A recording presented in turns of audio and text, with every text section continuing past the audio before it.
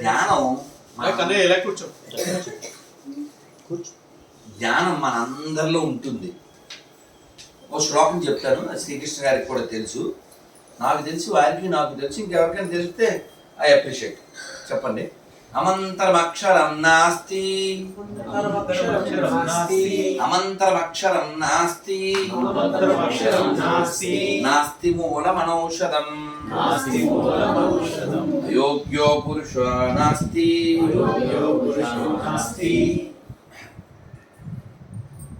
అయోగ్యో పురుషో నాస్తి. మూడు నాలుగో లైన్లో దుర్లభ అనేది వస్తుంది, చాలా గ్యాప్ వచ్చేసింది. నేను ఒక్కటి చెప్పేస్తాను, గుర్తొస్తున్నాను. అమంతరమక్షరం నాస్తి, నాస్తి మూలమనౌషధం, అయోగ్యో పురుషో నాస్తి, యోజక. చెప్పండి. యోజక స్తత్ర దుర్లభ, యోజక స్తత్ర దుర్లభ. ఈ శ్లోకం ఒక్కటి మనం గుర్తుపెట్టుకుంటే జీవితంలో ఎప్పుడు ఫెయిల్ అయిపోము, ఇబ్బందులు కూడా పడము, మనస్సును కూడా మనం జయించవచ్చు. అదేమిటంటే అమంతరమక్షరం నాస్తి అంటే మంత్రం కాని అక్షరం లేదు. ఇప్పుడు చెప్పండి, రా అని రాసి గ్రహీత చెప్పుద్ది, లక్ష్మణ్ వట్లి నుంచో రా అని రాసి కుడి పక్కన మా రాశాం. చెప్పరా తల్లి, ఏమైంది చెప్పరా, నువ్వు చెప్పరా. గిరిజప్రియానికి బంగారు తల్లి, ఓకేనా. రామ. ఇప్పుడు రెండో క్వశ్చన్ మా నందన, రా రాసి లెఫ్ట్లో ఏ రాశాను, అప్పుడు ఏమైంది కాదన్నా, రా రాసి లెఫ్ట్లో ఏ రాశాను, అప్పుడు ఏమైంది మీరు చెప్పేసి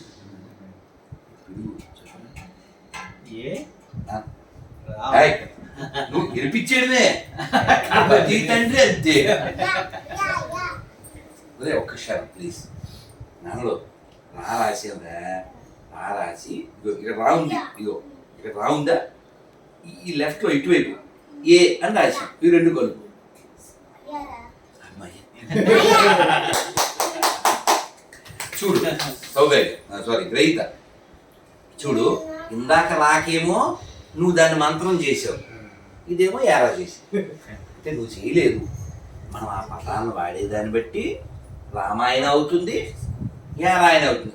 రా అయితే కామన్ కదా, అంటే ఆ అక్షరాలు ఎలా వాడాలో మనకి తెలిస్తే ప్రతి అక్షరం ఒక మంత్రము. అమంత్రం అక్షరం నాస్తి అంటే అది అక్షరాలు వాడడం తెలిస్తే మంత్రాలు అవుతాయి, లేదు గొడవలు అవుతాయి, అంతే కదా. ఎవరంటావు ఎవరినన్నా అంటే అన్నయ్యని అనొచ్చు, మన అన్నయ్య కాబట్టి. అసలు చెప్తున్నా, చిన్నప్పుడు నేను నీ అంత ఉన్నప్పుడు అన్నయ్యని అలాగే పిలిచేవాడిని, ఎరా ఎరా అని. మా నాన్నగారు ఓ రోజు నిలబడ్డారు అలాగే, అంటే ఇప్పుడు ఏదో కోటింగ్ ఉందనే కదా, ఇలా వెరిమోహం వేసి చూశాను. ఎలా పెద్ద చిన్న ఉండక్కర్లేదా, పెద్ద చిన్న ఉండక్కర్లేదా, అలా పేర్లు పెట్టి అలా ఏరా అని పిలవచ్చా అన్నయ్యని అన్నారు. ఇంకంతే, ఇంకా అదే లాస్ట్, అదే ఫస్ట్ అన్నయ్యని పిలుస్తారు. ఇద్దరు అన్నయ్యలు కాబట్టి ఇద్దరు అన్నయ్యకి వాళ్ళ పేరు పెట్టి మొదలన్నయ్య వాసి ఇలా పిలుస్తాం తప్ప ఇంకా ఏరా లేదు. అంటే అక్షరం చాలా విలువైంది. నెక్స్ట్ నాస్తి మూల మనౌషధం. ఇప్పుడు గ్రహీత ఆ మొక్క పిచ్చి మొక్కనా, ఏ మొక్క తిప్పరా, లక్ష్మణ్ మొక్క చూపిస్తాయినా ఆక్సిజన్ మొక్క. ఫర్ ఎగ్జాంపుల్ మనకు తెలియలేదు అనుకోండి, ఆ పిచ్చి మొక్క అని ఇస్తే అది పిచ్చి మొక్కే లేదంట. ఏమండి, స్కార్పియన్ తేలు యొక్క విషం కేజీ 80 కోట్లు ఎంతో అంట సార్. విషానికి అంత అంత కాస్ట్. విషం అంటే దాన్ని ఎలా వాడాలో వాళ్ళకి తెలుసు. విషం వాడటం వచ్చిన వాడు విషయం ఉన్నవాడు. ఏమండి అయిపో అంతే కదా. ఇది పిచ్చి మొక్క నువ్వు దేని మీద స్టేట్మెంట్ ఇవ్వడానికి లేదు, నీకు తెలియదు అని చెప్పు. అందులో ఏ ఔషధం ఉందో నీకు తెలియదు, పిచ్చి మొక్క లేదు. అక్షరాలు అన్నీ పనికొచ్చేవి, మొక్కలు అన్నీ పనికొచ్చేవి. ఫైనల్గా వీడు వేస్ట్ వీడు మంచిగా మన సర్టిఫికెట్లు ఇచ్చేస్తుంటా కదా, వీడు అది సార్ వీడు ఇది సార్ అంటుంటాం కదా, ఏం కాదు. అని చెప్పి ఆ చివర లైన్లో చెప్పారు. ఏం చెప్పారు లక్ష్మణ్ దగ్గర? యోజక స్తత్త దుర్లభ. యోజకుడు అంటే ఎవరు? లీడర్. అంటే దాని విషయం తెలిసిన వాడు లేడు, అందువల్ల దాని పిచ్చి మొక్క అన్నాం. అక్షరాలు ఎలా వాడాలో తెలియదు, అందుకని దానికి ఏరాలు గెరాలు వచ్చినాయి. అలాగే ఈ వ్యక్తిని ఎలా వినియోగించాలో నీకు తెలియదు. అతని పేరు ఏంటండి? Apple Newton. Apple cell Apple. Original ఆయన పేరు స్టీవ్ జాబ్స్. బిట్స్ ఇంకొక ఆయన అంటే బిల్ గేట్స్. మొత్తం ఎవరో స్టేట్మెంట్ ఇచ్చారు, I select a lazy man as my employee. Why? Because he find the solution in a short way. చూడ he's called యోజిక.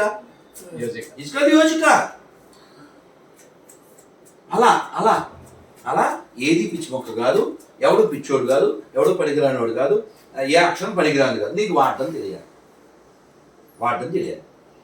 అలా అనుకుని మనం ఏ విషయంలోనూ అప్సెట్ అవ్వక్కర్లేదు. చిన్నప్పుడు నేను చదివిన కదండి, వాళ్ళ నాన్న చెప్పాడంట పిల్లోడికి, ఏదన్నా పనికిరాంది తీసుకురా ప్రపంచంలో అన్నాడంట. వాడు ఏమిటో పనికిరాని చెప్పి అడవిలోకి వెళ్ళి ఆ చెట్లు ఆకులు రాలిపోయింటగా అవి తెచ్చాడు. వాళ్ళ నాన్న పొయ్యిలకి ఇచ్చి నీళ్లు కాశాడు.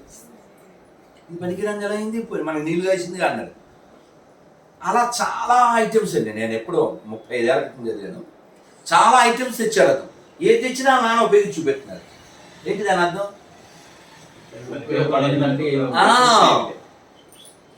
కాబట్టి మనం ఎప్పుడూ అనుకోకూడదు, ఎప్పుడూ అనకూడదు.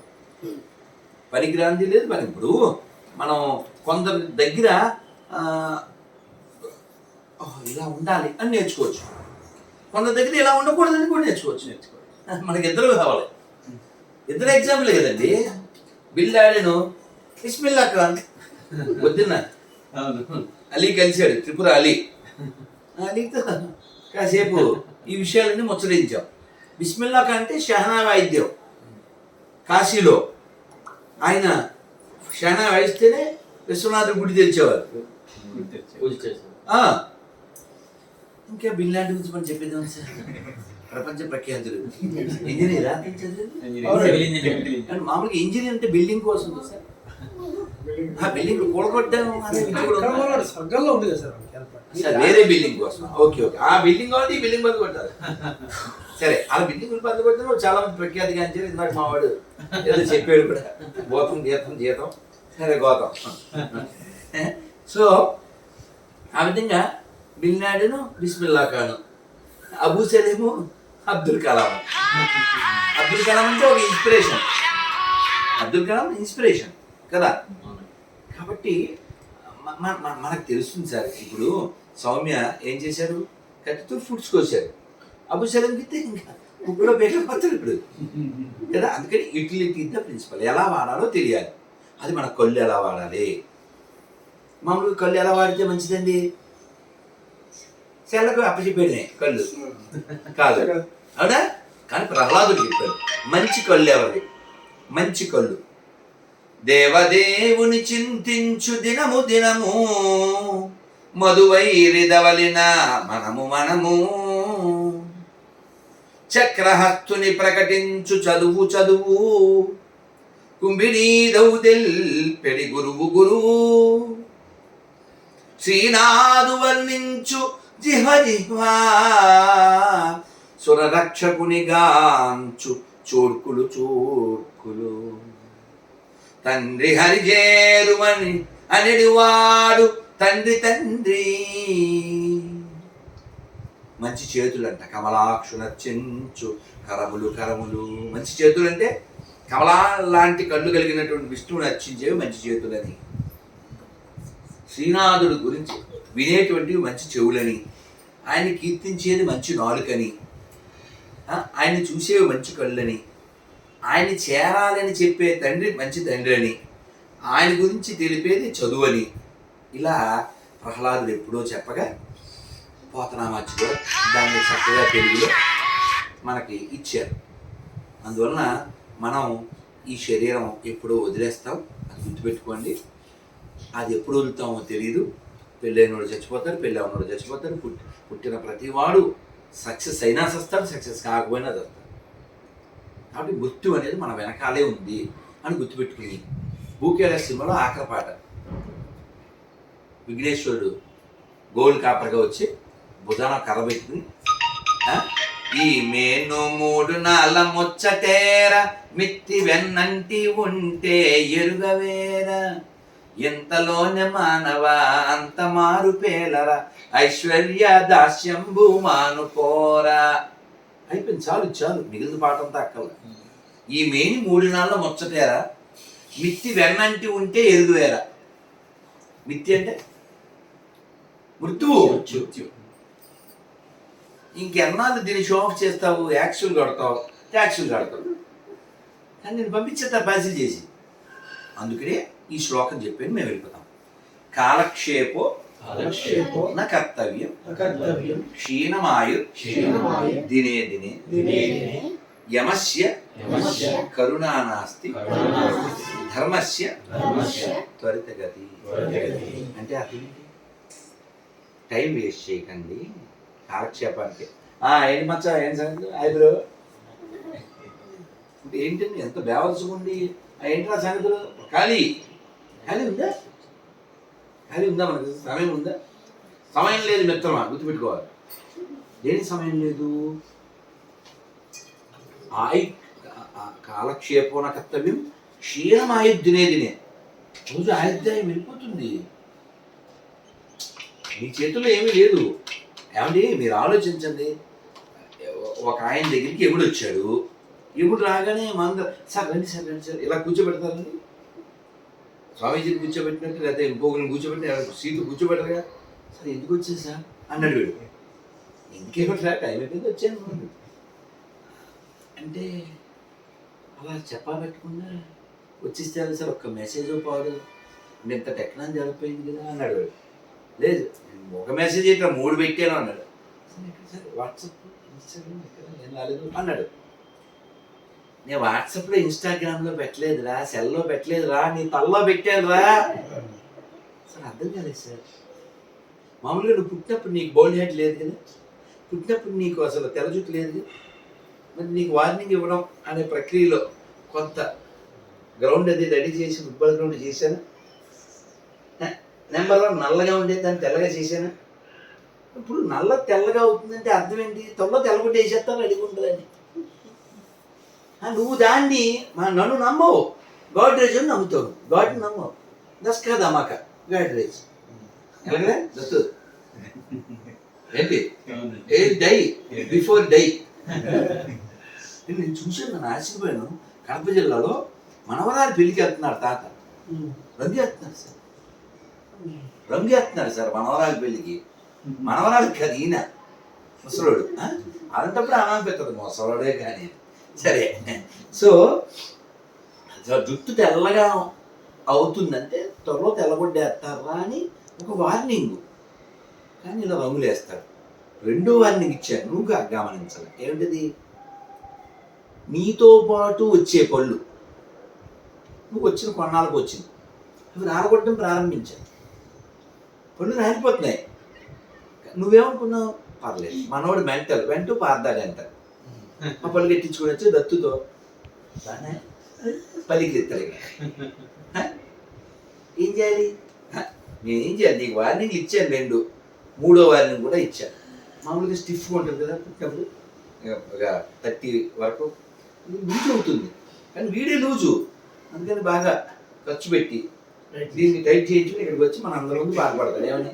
లేదా ఇది నేనే, ఇది నేనే, ఇది గానే, ఇది గానే అంటే నువ్వు ఎన్ని రంగులు వేసినా, ఎన్ని హంగులు చేసినా చివరికి బొంగుల మీద పడుకుని తీసిపోతారు. బొంగులు అంటే ఇంగ్లీష్లో బ్యాంబూస్. అందుకని యమస్య కరుణానాస్తి, ఎముడికి దయలేదు. కాబట్టి ఏం చేయాలండి? కర్తవ్యం హరికీర్తనం. ఏం చేయాలి?